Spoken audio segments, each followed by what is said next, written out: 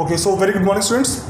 And now, in this video of geography, we shall complete our chapter. We shall complete our chapter agriculture. I think you all know, and you all have seen that we had missed one of our topics, last topics, that was the impact of globalization on agriculture. I think we had missed that topic in the previous videos. So in this video, we shall complete this topic, the impact of globalization on agriculture. Please check out page number 46 in your textbooks. Grade 10 students, please check out page number 46 in your textbooks. The last topic, that is impact of globalization on agriculture. ठीक है जी, please हम इस topic को complete करेंगे. देखो बेटा, first of all when we talk about globalisation, the word is globalisation. You have already understood it in economics also. What is meant by term globalization? ये economics का टर्म है, ये आपने पढ़ भी लिया होगा. ग्लोबलाइजेशन क्या होता है बेटा? जब कोई कंट्री किसी दूसरे कंट्री के साथ कनेक्टेड हो जाता है मार्केट के थ्रू. मतलब कि हमारी मार्केट अमेरिका से कनेक्टेड है, अमेरिका की मार्केट इंग्लैंड से कनेक्टेड है, इंग्लैंड की मार्केट ऑस्ट्रेलिया से कनेक्टेड है, ऑस्ट्रेलिया की इंडिया से कनेक्टेड है. जब ऐसे पूरे वर्ल्ड की मार्केट आपस में कनेक्टेड होनी शुरू होती है, ऐसी सिचुएशन को हम लोग बोलते हैं ग्लोबलाइजेशन. तो अब ये जो मार्केट के थ्रू एक दूसरे कंट्रीज को कनेक्ट कर देना, the connecting of countries through markets, इसी प्रोसेस को हम लोग क्या बोलते हैं? ग्लोबलाइजेशन. तो अब हम इस टॉपिक में देखेंगे कि what is the impact of this globalisation on agriculture. Agriculture के ऊपर ग्लोबलाइजेशन का क्या असर, कि जब सारे कंट्रीज की मार्केट्स एक साथ कनेक्ट हो रही हैं, जैसे कि developed countries like America and Australia, इन जैसे कंट्रीज की मार्केट्स इंडिया के साथ कनेक्ट हो रही है, जो कि एक डेवलपिंग कंट्री है. तो उसके ऊपर, उसके एग्रीकल्चर के ऊपर, इंडिया जैसे कंट्रीज के एग्रीकल्चर के ऊपर इस ग्लोबलाइजेशन का क्या इंपैक्ट पड़ रहा है, हम लोग इस टॉपिक में इसको स्टडी करेंगे. इज दैट क्लियर बच्चों? देखो, अब the first point I have written here is globalisation in agriculture is not a new phenomena. ठीक है, ग्लोबलाइजेशन आज के टाइम का वर्ड नहीं है. ग्लोबलाइजेशन बहुत पहले से चलता आ रहा है. ठीक है जी, आपने देखा होगा, ये पता कब से चल रहा है? It began with the arrival of the European traders to India. European traders to India. India में जब यूरोप के ट्रेडर्स ने आना शुरू किया, चाहे वो डच थे, चाहे वो ब्रिटिश थे, चाहे वो फ्रेंच थे, चाहे वो स्पेनिश थे, जब वो फॉरेन यूरोपियंस इंडिया में आना शुरू हुए अपने कंट्रीज़ का सामान बेचने के लिए और इंडिया से सामान खरीदने के लिए, तब से ही इंडिया में ग्लोबलाइजेशन की शुरुआत हो चुकी थी. तो globalisation in agriculture is not a new phenomena, it is a old phenomena, और ये यूरोपियंस के इंडिया आने के टाइम से ही चलता आ रहा है. ठीक है जी. तो देखो बेटा, अब सवाल ये उठता है कि जितने भी यूरोपियंस जो इंडिया आते होते हैं, खास करके ब्रिटिशर्स की हम क्यों बात कर रहे हैं? क्योंकि इन्होंने तो हमको गुलाम भी बना लिया. आए सिर्फ ट्रेडिंग करने के लिए थे और साथ में हमको गुलाम भी बना लिया. तो ब्रिटिशर्स और बाकी सारे यूरोपियंस जो हैं, these were attracted towards the cotton belts in India. India में जो कपास था, कॉटन था, that was very cheap and of best quality in the whole world. India में सिल्क, कॉटन, ठीक है, ये सब बहुत ही अच्छी क्वालिटी के होते थे. ऐसा कहीं दुनिया में नहीं मिलता था और बहुत कम कीमत पे होते थे. तो दैट्स व्हाई ब्रिटिशर्स और all the other Europeans were attracted towards these cotton belts to India. तो इसकी वजह से वो इंडिया में आए और इस वजह से उन्होंने इंडिया में आकर ट्रेडिंग करनी शुरू की. That means globalisation in agriculture in India began way back in 18th century. ठीक है, 18th सेंचुरी से ही ग्लोबलाइजेशन इन एग्रीकल्चर चलता आ रहा है. कोई आज के टाइम का टॉपिक नहीं है, ये बहुत पहले से चलता आ रहा है. ठीक है बच्चों, तो अब सवाल ये उठता है कि अगर ये इतना पुराना चलता आ रहा है, तो क्या असर पड़ा इसके ऊपर तब के टाइम में, और क्या असर पड़ रहा है एग्रीकल्चर के ऊपर आज के टाइम में, ये हम देखेंगे. Impact of globalisation on agriculture way back in 17th and 18th centuries, and also the impact of globalisation on agriculture in 21st century. ये सारा हम इस टॉपिक में चेक करेंगे. चलो,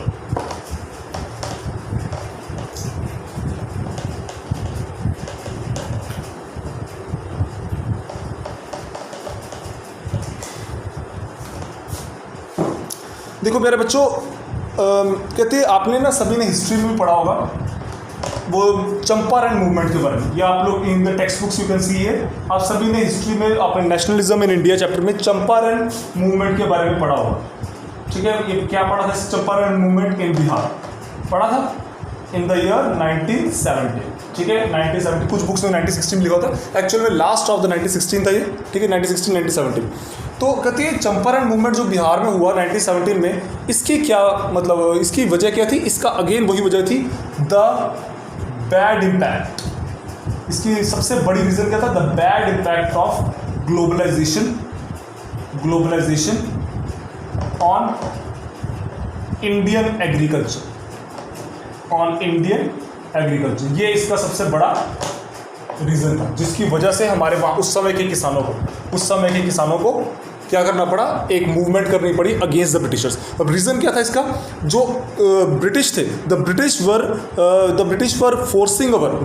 वर forcing our farmers to do cotton agriculture to cotton and indigo agriculture, ठीक है। और किन जगहों पे करने की कोशिश करते थे, जहाँ पर वो लोग ना खाना उगाते, मतलब कि फूड ग्रेन्स उगाते थे। मान लो हमारे फार्मर्स हैं वो वीट एंड राइस की खेती कर रहे हैं, अब ब्रिटिशर ज़बरदस्ती कह रहे हैं कि नहीं, तुमने यहाँ पर वीट एंड राइस की खेती नहीं करनी, तुम लोग तो यहाँ पर इंडिगो प्लांटेशंस करोगे, इंडिगो का एग्रीकल्चर करोगे, नील की खेती करोगे। अब इंडिगो की खेती उनको करनी नहीं आती थी, दूसरा इंडिगो जो है ज़मीन के लिए इतना, मिट्टी के लिए इतना अच्छा भी नहीं होता।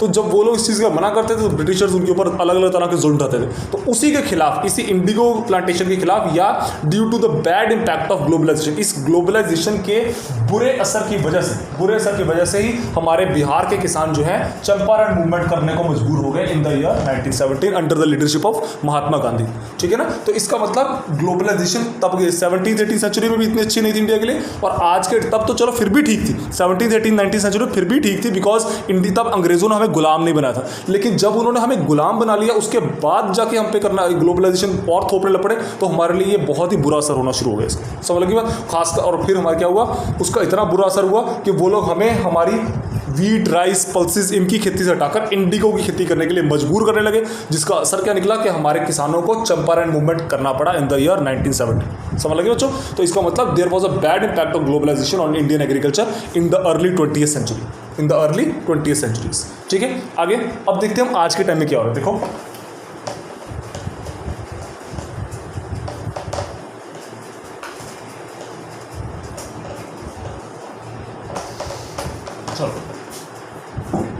देखो बेटा, कहते हैं under the globalisation, number 4 I think, ठीक है।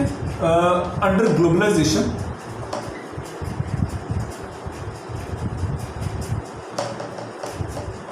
फ्रॉम द ईयर 1990, ठीक है, the farmers in India have begin to expose to new challenges, ठीक है ना। Despite being an important producer of rice, cotton, rubber, tea, coffee, jute and spices, our agriculture products are not able to compete with the developed countries because of their highly subsidised agriculture in those countries. सीधी सी बात है। अब देखो, जैसे मैंने बताया कि globalisation का मतलब क्या होता है, connecting of the markets, connecting of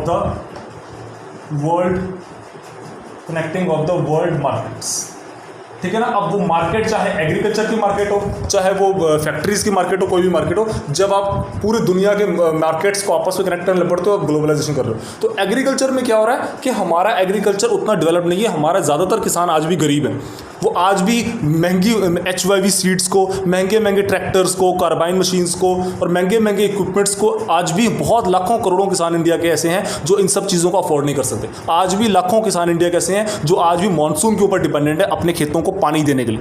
तो जब वो ना वो ट्यूबवेल्स खरीद सकते हैं, ना वो HYV सीड्स खरीद सकते हैं, ना वो ट्रैक्टर्स और कार्बाइन मशीनें इतनी खरीद सकते हैं, तो मेरे को बताओ क्या, ना ही वो अच्छे मैन्योर्स खरीद सकते हैं, ना ही अच्छे फर्टिलाइजर खरीद सकते हैं। तो मेरे को बताओ, ऐसी सिचुएशन में अगर उनको हम लोग अमेरिका के मार्केट से जोड़ दें, उनको हम ऑस्ट्रेलिया से जोड़ दें, उनको हम लोग जापान के मार्केट से जोड़ दें, उनको हम लोग कनाडा के मार्केट से जोड़ दें, तो क्या हमारे किसान उन कंट्रीज़ के किसानों के साथ कम्पीट कर सकते हैं? किसी तरह से कभी भी नहीं कर सकते, बिल्कुल भी नहीं कर सकते, क्योंकि उनका किसान तो हाईली डेवलप्ड है, उनका किसान तो एकदम से हावी हो जाएगा हमारे ऊपर आगे, हमारा किसान उससे कम्पीट नहीं कर पाएगा।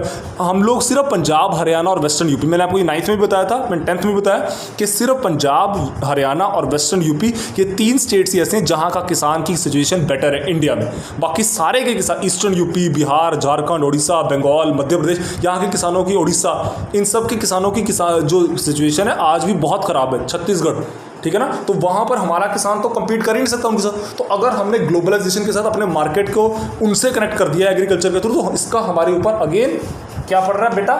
Bad impact. इसका फिर से हमारे उसके ऊपर क्या पड़ रहा है? बैड इम्पैक्ट ही पड़ रहा है। क्योंकि because our farmer is not able to compete with them.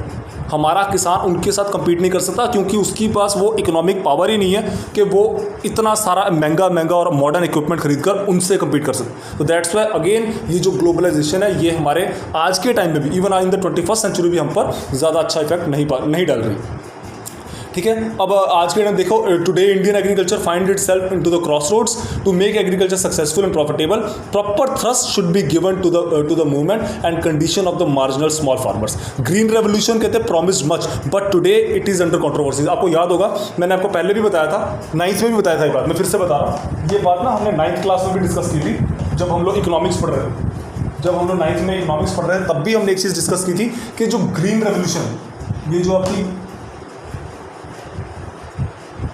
Green revolution है, इस ग्रीन रेवोल्यूशन के दो बहुत बड़े नेगेटिव इम्पैक्ट्स थे या दो बहुत बड़े डिसएडवांटेज थे। वो डिसएडवांटेज क्या थे आपको याद ही होगा, 9th क्लास के बच्चों को याद ही होगा जो 9th में पढ़ रहे थे। मतलब तो सारे वैसे तो सारे 9th में पढ़ रहे थे। मतलब ये 9th डिसएडवांटेज क्या होगा, क्या डिसएडवांटेज था बेटा इसका? एक तो ना लिमिटेड अप टू 3 स्टेट्स, सिर्फ 3 स्टेट्स से लिमिटेड रही। कौन से? पंजाब, हरियाणा और वेस्टर्न यूपी, सिर्फ 3 स्टेट्स। और दूसरा लिमिटेड अप टू 2 क्रॉप्स, सिर्फ 2 क्रॉप्स को फायदा मिला। कौन सी 2 क्रॉप्स थी? राइस एंड वीट, बस सिर्फ इन 2 क्रॉप्स को फायदा मिला।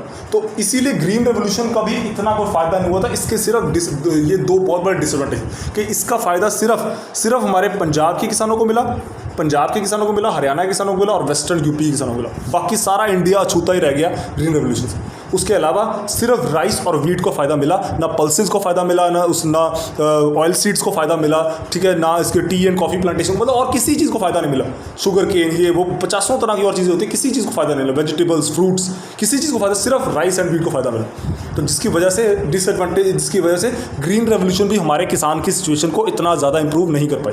तो इसका मतलब क्या है? इसका मतलब यही है कि हमारा किसान जो है आज के टाइम में भी, even in the 21st century, our farmer is not able to compete with the western farmers and globalisation has put a bad impact on the Indian agriculture के ऊपर एंड इंडियन फार्मर के ऊपर आज भी इसका negative impact है, क्योंकि हमारा किसान उनके साथ कम्पीट नहीं कर सकता। Is that clear? तो इसका सोल्यूशन क्या है कि हमारे किसानों को गवर्नमेंट को ज़्यादा से ज़्यादा मॉनेटरी हेल्प देनी चाहिए। क्वेश्चन लिख लो, write the question, write a detailed note on, please write the question, write a detailed note on the impact of, write a detailed note on the impact of globalization on Indian agriculture.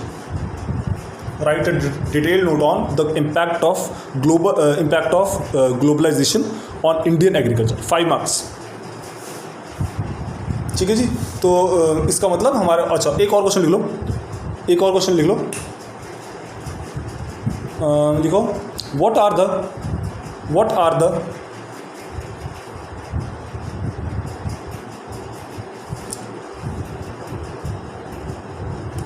अच्छा ऐसे लिखो, what are the solutions the government can make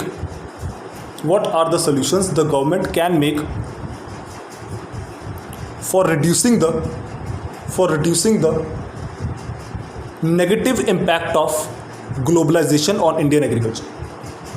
What are the solutions the government can make to reduce the negative impact of globalization on Indian agriculture?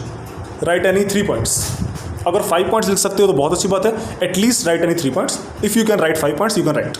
Is that clear? For 3 marks or 5 marks. चलो ठीक है बेटा, ये था हमारा last topic जो हमारा पिछली वीडियोस में रह गया था. We have covered in this video. तो सारे ग्रेड 10 के बच्चे प्लीज़ कर लेना इसको. ठीक है, the last topic is on page number 46. ठीक है, ये हमारा आज ही चैप्टर कंप्लीट हो चुका है.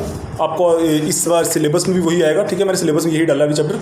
तो बेटा अब हम इस वीडियो में ना कुछ बच्चों के रिक्वायरमेंट आई थी, कुछ बच्चों की कि हमें मैप वर्क समझना है. ठीक है, तो हम लोग मैप वर्क करेंगे. ठीक है, हमारे टॉपिक सारे कंप्लीट हो चुके हैं. तो we shall cover map work now. तो please take out the map work on page number 39 in your text books. Please take out map work. चलो तो बेटा this is the map of India, ठीक है, I have drawn it here. ये map है India का, और in the map work, in this map work we shall discuss these topics. Major areas of rice and wheat, ठीक है, only major areas, not minor areas, because that is not in your syllabus. तो only major areas of rice and wheat. Next we shall discuss about the largest producer of sugar cane, tea, coffee, rubber, cotton and jute. Only this is your map work syllabus of agriculture chapter, ठीक है ना। Only the major areas of rice and major areas of wheat producing in India. Also we shall discuss about the major producers of sugar cane, tea, coffee, rubber, cotton and jute, ठीक है, ये सारा हम discuss करेंगे। तो बेटा please take out page number 37, page number 37 in your text books. That is your rice producing India rice, ठीक है, उसमें इंडिया का मैप बना हुआ है, major rice producers. Now you can see the major rice producing states of India are the major rice producing state, sorry,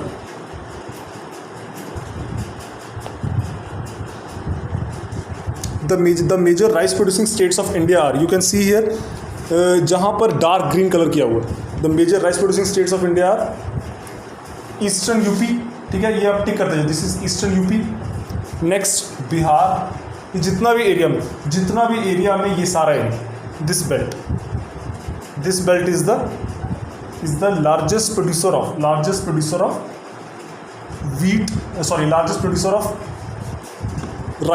largest producer of rice in India. This is the map of rice producing. This belt जितनी भी belt है यहाँ सारे, these states are the, यहाँ पे Assam, these states are the largest producers of rice in India. कौन कौन states आ रहे हैं? Eastern UP, west Bengal, Bihar, ठीक है जी, some parts of Jharkhand, next eastern Madhya Pradesh, Chhattisgarh, Orissa, some parts of Andhra Pradesh, some parts of Tamil Nadu, so and also the parts of Assam. These are the areas, these are the states that are the major producers of rice, in India, ठीक है, these are the states. तो next major producers of wheat, अगर लिखना तो लिख लो, you can write the names also, major producers of rice, अगर लिखना तो you can write down please. Eastern Uttar Pradesh, ठीक है, you can write here, Eastern UP, Bihar,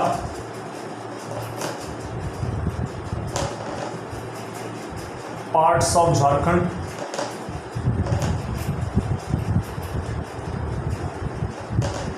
next west Bengal, Chhattisgarh, next parts of Andhra Pradesh, parts of Tamil Nadu,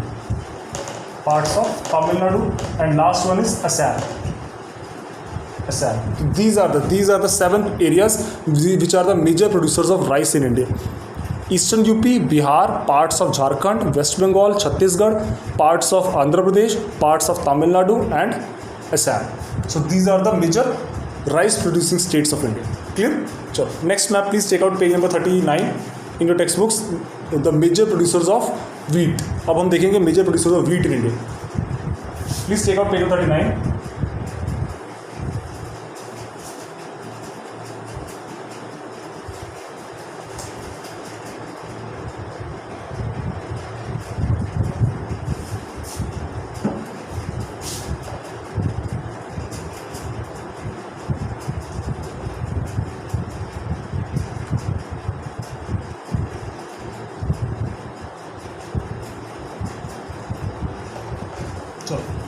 major producers of wheat, अब हम wheat को देखें तो now the major producer of wheat in India, you can see in your maps also.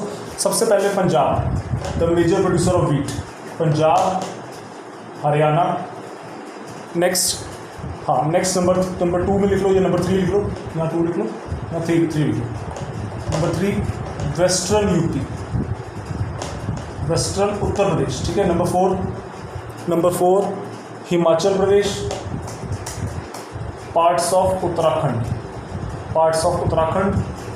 Number 5 parts of Madhya Pradesh, so these are the major wheat producing states of India: Punjab, Haryana, Western Uttar Pradesh, Himachal Pradesh, Uttarakhand and parts of Madhya Pradesh. These are the major wheat producing states of India. Clear? चलो next topic है बच्चों,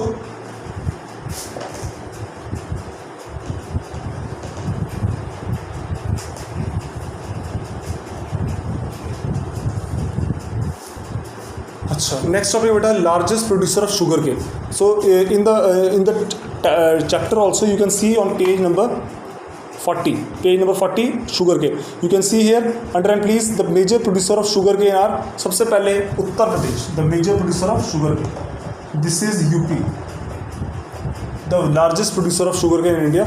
also besides UP these are Maharashtra, लिख सकते हो यहाँ पर Maharashtra, Uttar Pradesh, Maharashtra, next Karnataka, ठीक है जी. उसके बाद तमिलनाडु, नीचे तमिलनाडु, नेक्स्ट आंध्र प्रदेश, बिहार, ठीक है, इधर आंध्र प्रदेश, हियर बिहार, ठीक है, and also Punjab and Haryana, तो these are the major sugar cane producer states of India. ठीक है, major the largest one is Uttar Pradesh, besides UP it's Bihar, Punjab, Haryana, Maharashtra, Karnataka, Andhra Pradesh, Tamil Nadu. These are the major sugar cane producer states of India. Clear? चलो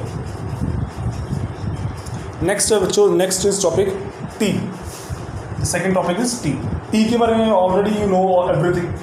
विच is the largest producer of tea in India, that is Assam. ये तो सभी को ही पता, ठीक है ना, ये तो आपको पता ही है. वेयर इज असम, ये भी पता है आपको, ठीक है. तो largest producer of tea in India is Assam,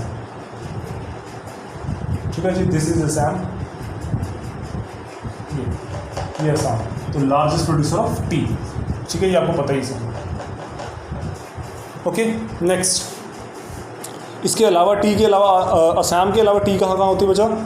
Darjeeling, ठीक है, दार्जिलिंग यहाँ पर इधर आपके वेस्ट बंगाल में, ठीक है. दार्जिलिंग में part, hills of Darjeeling, Jalpaiguri, west Bengal, ठीक है, पार्ट्स ये वेस्ट बंगाल का पार्ट आता है. उसके अलावा तमिलनाडु एंड केरला, ठीक है जी. Tamil Nadu, this is Tamil Nadu and this is Kerala. These are the major tea producing states of India. Next major coffee producing states of India, page number 41. Page number 41 पे आप देख सकते हो the major coffee producing states of India. Again the Nilgiri hills, here are Nilgiri hills in Tamil Nadu, Nilgiri hills Tamil Nadu, ठीक है. Major coffee producing states, अब हम coffee की बात कर रहे हैं, तो नीलगिरी हिल्स इन तमिलनाडु. उसके अलावा we can see that Karnataka and Kerala, ठीक है. This is Kerala and this is Karnataka. तो Karnataka, Kerala and Nilgiri hills Tamil Nadu, these are the major states where we are producing coffee, ठीक है. And not in Assam, Assam में टी होती है. These are the major states of coffee producing areas of India, major coffee producing states. Next rubber. Rubber में you can C, take out page number 42, page number 42 please.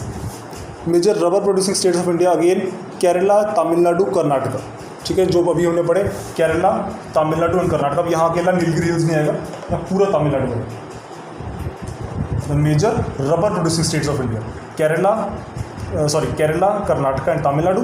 And besides this there is one more place, that is Andaman and Nicobar Islands. These are your Andaman Nicobar Islands. So these are your major rubber producing states of India. Karnataka, Kerala, Tamil Nadu and Andaman and Nicobar Islands of India. ठीक है,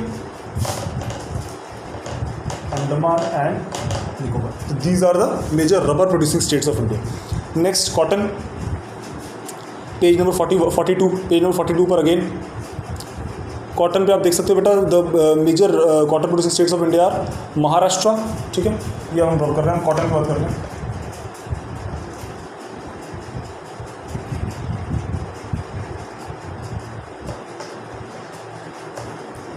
now the major cotton producing states of India. You can underline your books also and you can mark on the maps also. Maharashtra, next Gujarat and Madhya Pradesh. So this is Maharashtra, Gujarat, ठीक है, centre में Madhya Pradesh. Besides this Karnataka, Andhra Pradesh, Tamil Nadu. Again the southern states, Karnataka, Andhra Pradesh, Tamil Nadu. These are the major कौन से cotton producing states of India. Last one is jute. Again इसके साथ ही jute में आपको पता ही है, ज्यूट में west Bengal is the largest jute producing state of India. ठीक है, तो besides waste Bengal there are Bihar and Assam and Orissa. ठीक है, तो लास्ट वन इज ज्यूट. ठीक है, इसको रब कर देते हैं.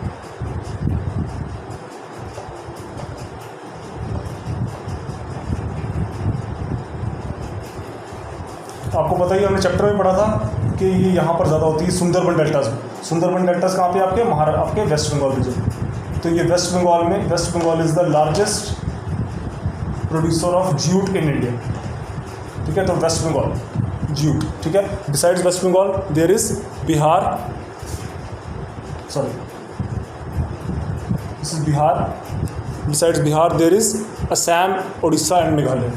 बिहार के अलावा Assam, here is Odisha and Meghalaya. Bihar, ठीक है ना, बिहार, उड़ीसा, मेघालय, असम. और besides this the largest producer is West Bengal. तो these are the major jute producing states of India.